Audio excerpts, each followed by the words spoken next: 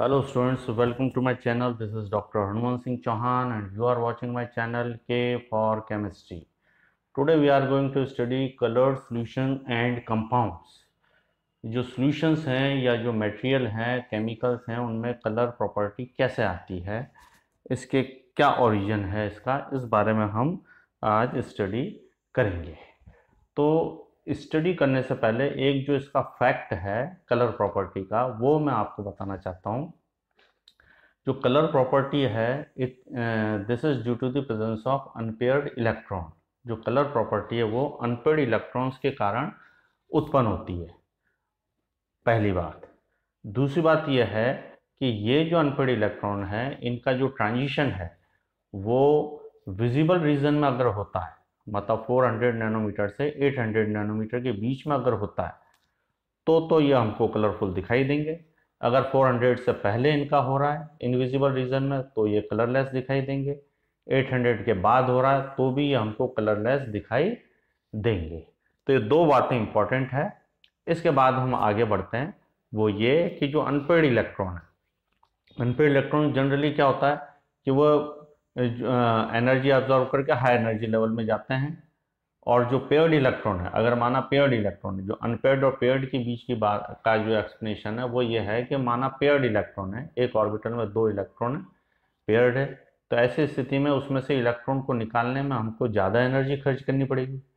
और एनर्जी ज़्यादा खर्च करनी पड़ेगी तो वेवलेंथ जो है वो कम हो जाएगी। जब वेवलेंथ कम हो जाएगी तो वो इनविजिबल रीजन में चला जाएगा और हमको कलरलेस दिखाई देगा। इसलिए जो है वो ज़्यादा एनर्जी पेयर्ड इलेक्ट्रॉन जो है वो कलर प्रॉपर्टी शो नहीं करते। इसलिए हम जो अनपेयर्ड इलेक्ट्रॉन हैं उन्हीं से अपन कलर प्रॉपर्टी का जो है वो कैरेक्टर रहता है। दूसरा, आपको जैसा कि बताया गया है कि विजिबल रीजन 400 से 800 नैनोमीटर के बीच में ही अगर एब्जॉर्प्शन हो तो वो जो है एलिमेंट या केमिकल कलरफुल दिखाई देता है। अब एक जो दूसरी बात है वो ये है कि जैसे माना आयंस है, आयंस में सारे इलेक्ट्रॉन्स पेयर्ड होते हैं, उसमें अनपेयर्ड इलेक्ट्रॉन नहीं होता। तो ऐसी स्थिति में वो जो आयंस हैं वो कलरलेस प्रॉपर्टी शो करेंगे, मतलब वो कलर शो नहीं करेंगे।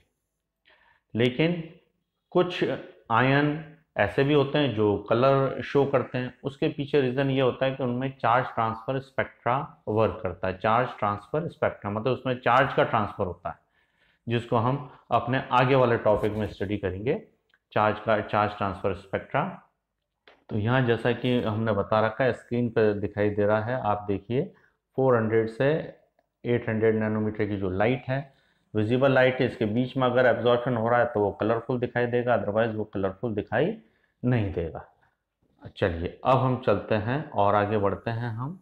दूसरा हमारा यह है कि जो ट्रांजिशन है, इलेक्ट्रॉन हाई एनर्जी लेवल से लो एनर्जी लेवल में जा रहा है, जो है एनर्जी को इमिट कर रहा है, या लो एनर्जी लेवल से एनर्जी को एब्जॉर्व करके हाई एनर्जी लेवल में जा रहा है, एब्जॉर्व करके जो हाई एनर्जी लेवल में जा रहा है।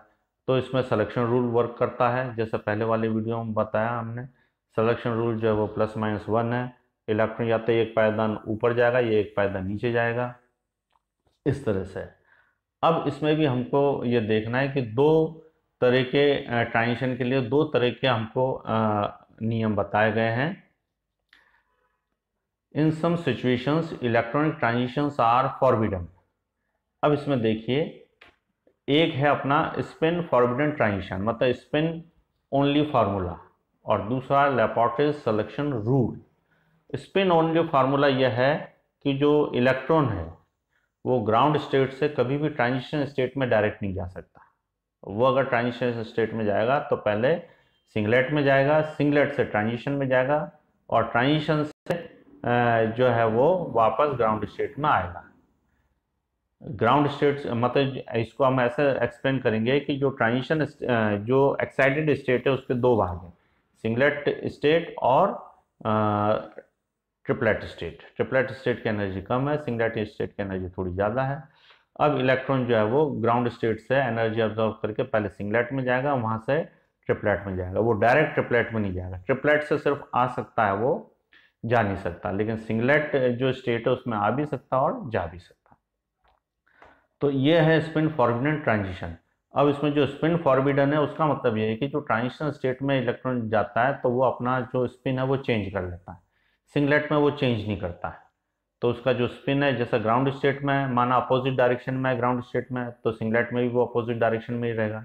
लेकिन जैसे वो ट्रिपलेट में आएगा तो अपना एक इलेक्ट्रॉन अपना स्पिन चेंज कर लेगा, तो वो कॉमन हो जाएगा, या तो दोनों क्लॉकवाइज होंगे या दोनों एंटी क्लॉकवाइज होंगे। तो इस तरह से ये बताया गया है स्पिन फॉरबिडन ट्रांजिशन। दूसरा लैपोर्टिस सिलेक्शन रूल। अब ये रूल ऐसा कहता है कि इवन इवन के अंदर इलेक्ट्रॉन का ट्रांजिशन नहीं होगा। इवन इवन जो एनर्जी लेवल है उसमें इलेक्ट्रॉन का ट्रांजिशन नहीं होगा, जैसे 2 से 4 में नहीं जाएगा, 4 से 6 में नहीं जाएगा, इस तरह से। और दूसरा ऑड ऑड में भी इलेक्ट्रॉन का ट्रांजिशन नहीं होगा, जैसे 1 से 3 में नहीं जाएगा, 3 से 5 में नहीं जाएगा, 5 से 7 में नहीं जाएगा। वो कैसे जाएगा? इवन से ऑड, ऑड से वन, 1 से 2 में जाएगा, 2 से 3 में जाएगा, 3 से 4 में जाएगा, 4 से 5 में जाएगा। तो इस तरह से ये इनके ट्रांजिशन होते हैं। अब इसमें एक और ये कहा गया है कि दोनों ट्रांजिशन जो अलाउ हो सकते हैं when transition metal ion combines with ligand to form complexes and obtained complex has center of symmetry, और जो कॉम्प्लेक्स प्राप्त हुआ है उसमें सेंटर ऑफ सिमेट्री हो तो। इस तरह से इसको एक्सप्लेन किया गया है। अब इसके अंदर जो है इसको हमने इस तरह से भी एक्सप्लेन किया है कि इसमें जो अगर चार्ज ज़्यादा है तो चार्ज ट्रांसफर स्पेक्ट्रा वर्क करेगा, चार्ज ट्रांसफर स्पेक्ट्रा वर्क करने से जो कलर है वो और ज़्यादा डार्क हो जाएगा। ये वाली बातें हैं इसमें।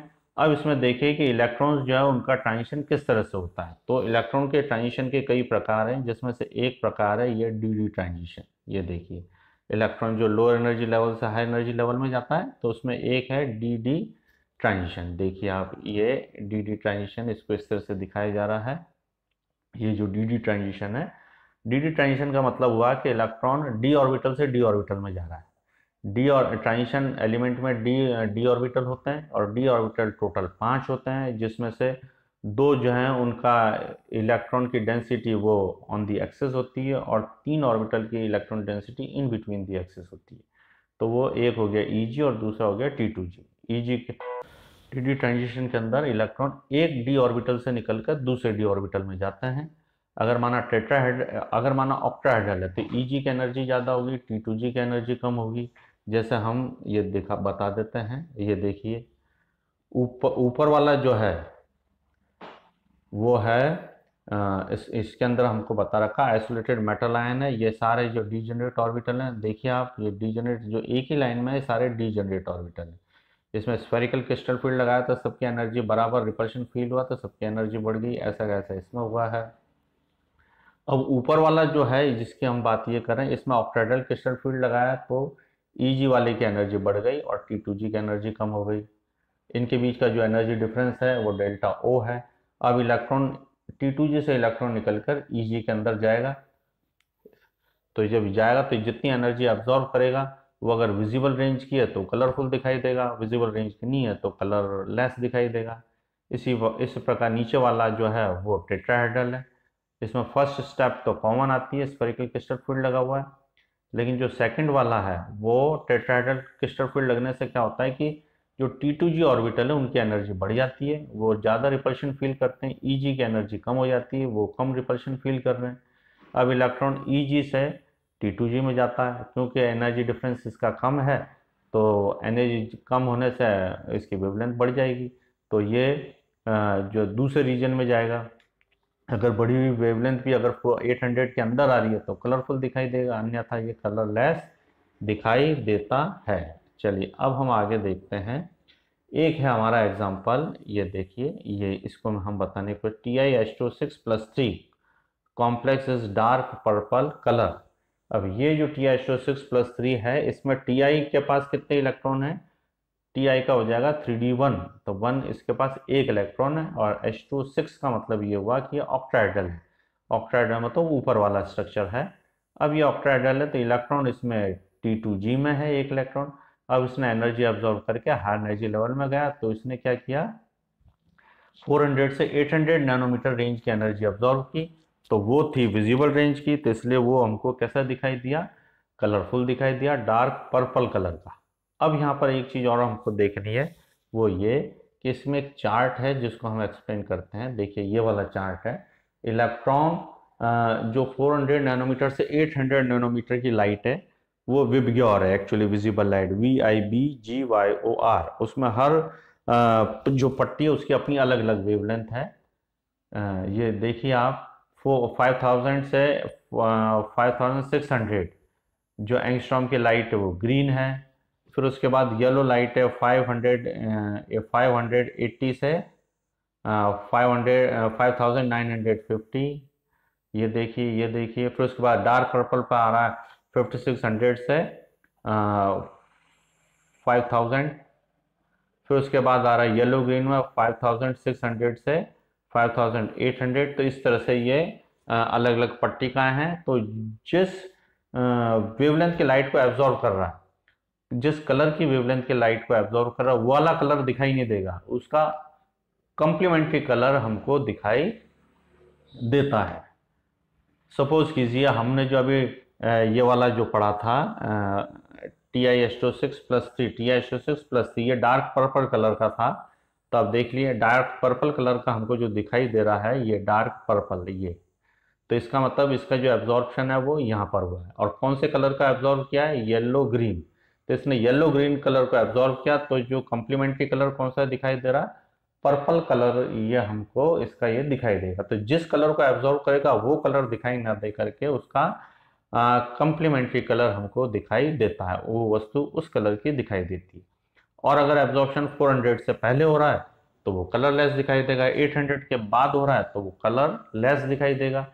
कलरफुल दिखाई देने के लिए 400 नैनोमीटर से 800 नैनोमीटर के बीच में एब्जॉर्प्शन होना चाहिए। और इसके लिए अनपेयर्ड इलेक्ट्रॉन रिस्पॉन्सिबल होते हैं, जो ये दिखाए गए हैं। देखिए आप, ये अनपेयर्ड इलेक्ट्रॉन ये दिखाए गए हैं।